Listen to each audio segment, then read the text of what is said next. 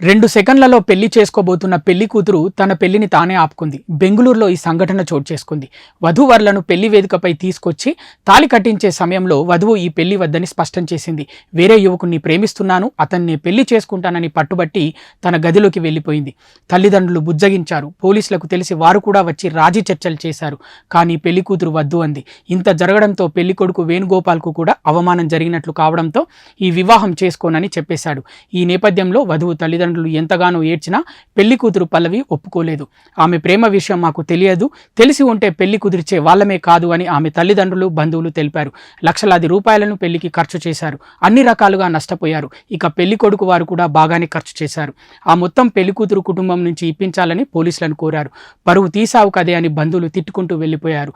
చివరిగా ఆ పెళ్లి కూతురిని ప్రేమించిన అబ్బాయితో పోలీసులు దగ్గరుండి పంపించేశారు. పెళ్లి చేసుకోవాలంటేనే భయపడుతున్నారు అబ్బాయిలు. ఎందుకంటే పెళ్లి పీటల దాకా వచ్చి పెళ్లి ఆగిపోతుంది కాబట్టి.